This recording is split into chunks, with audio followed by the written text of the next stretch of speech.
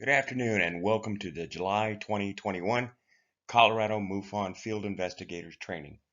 Today we're going to be talking about drones. My name is Jeff Hastings and I can be reached at j.hastings@comufon.org. I've been a field investigator for a number of years now. I've done over 200 investigations and I hope you enjoy this presentation.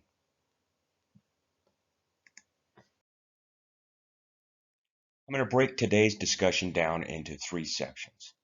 1. What is a drone? 2. What are the major types of drones? And 3. What are the operating parameters of these different types of drones?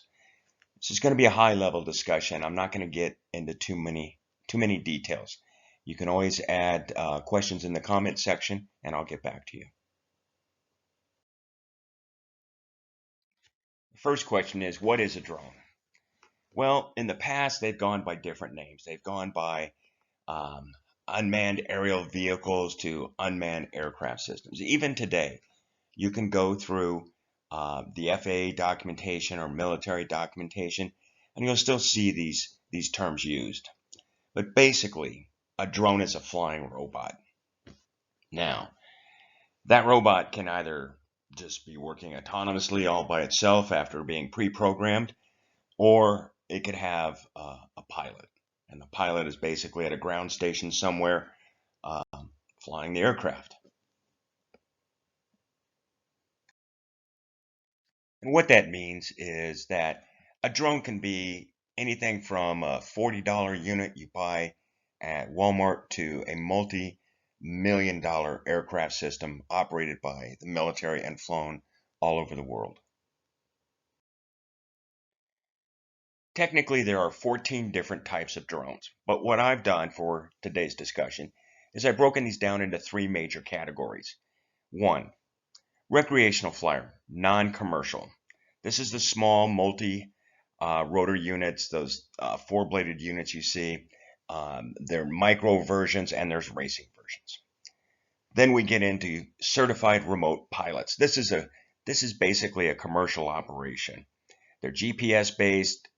They can be GPS based. They can also be the $40 unit from Walmart. And for the most part, they're used for photography. Then there's the military. And that's a wide variety. It can be almost anything from the single rotor, fixed rotor, hybrid, tactical, reconnaissance, large combat, large non-combat, targeted, and decoy. And of course, downward usage in many cases. And what that means is the military can go out and they could buy that $40 unit and they can use it for themselves. Okay, so let's discuss the operating parameters per type. The first type is the recreational flyer. These are lower cost units, anywhere from $39 to $300. The flight time of the lower quality units, is anywhere from 5 minutes to 13 minutes. And a mid-level quality will get you from 15 minutes to 30 minutes of flight time.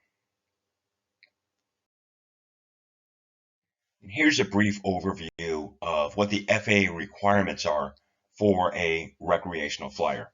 1, the drones must weigh less than 55 pounds.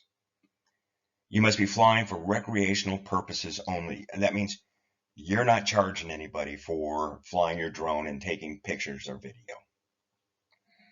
Number 3, it has to be visual line of sight. You have to be able to see the drone. Number 4, always give way to manned aircraft. If you're out someplace and there's a hang glider or something like that, and you're flying your drone around, that hang glider has right of way. You must operate below 400 feet in uncontrolled airspace. You should not be flying as a recreational flyer in controlled airspace. You have to take and pass a safety test, and you must carry proof of this.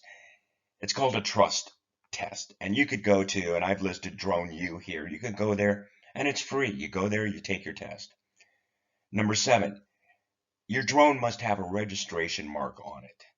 Kind of like how aircraft have got a tail number on it. Well, your drone has to have a mark on it. And you can go to DroneU and you could get the information on that. And you can register your drone there. And you must carry proof that it is your drone. Number 8, you cannot operate at night. Number 9, you cannot operate in a dangerous manner. That means, flying toward people or just doing stupid stuff. Number 10, you are not allowed to interfere with law enforcement or emergency services. The second type of operating parameter is for the certificated remote pilot. Basically, you're a commercial operator, which means you get to charge money for your services of flying a drone and taking pictures or taking video. The two main categories for this are real estate photos and real estate videos, along with weddings and gatherings and such like that. These units cost anywhere from $300 to $3,500. Now you can go get a cheaper unit, but once you get into the certificated remote pilot, your equipment's just going to cost more. It's going to be more valuable to you. And the big kicker is your flight time. Now you're up to about 30 minutes. And for a drone, 30-minute of flight time, that's pretty good. Here is a brief, and I mean very brief, overview of the Part 107 guidelines for certificated remote pilots. 1, the drone must weigh less than 55 pounds. 2, the drone must contain anti-collision lights with a 3-mile visibility for night operations. You must be at least 16 years old. You must be able to read, write, speak, and understand English.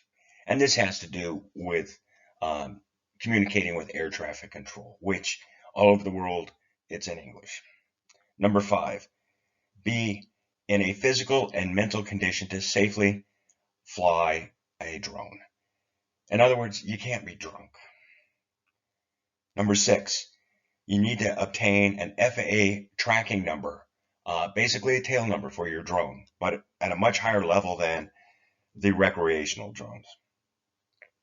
Number 7, you must obtain an FAA airman certificate and/or rating application. This is far more complicated than the simple trust test.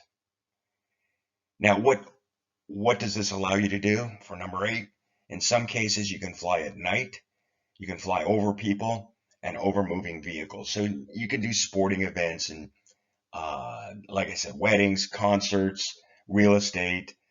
In this particular case, you can do crime scenes, you can do emergency operations at the discretion of law enforcement and first responders on site.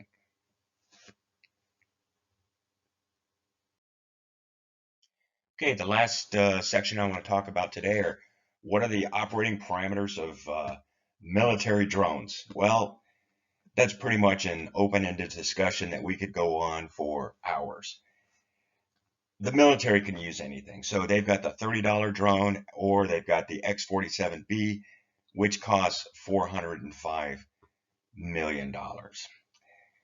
What are their flight times? Well, anywhere from 13 minutes to some of them are in-flight refuelable, so a long time. Now, what are the FAA restrictions? The military has its own drone certification process. And unfortunately, when you take the uniform off and you want to start operating under FAA guidelines, your military certification is not recognized by the FAA. So you got to start all over. Now, you've got a deep base, deep knowledge base, but unfortunately, your military certificate is not recognized. And as far as I can tell, the same rule applies for military drones as they do for manned military aircraft, which means they get a lot of exemptions, but the equipment has to be there.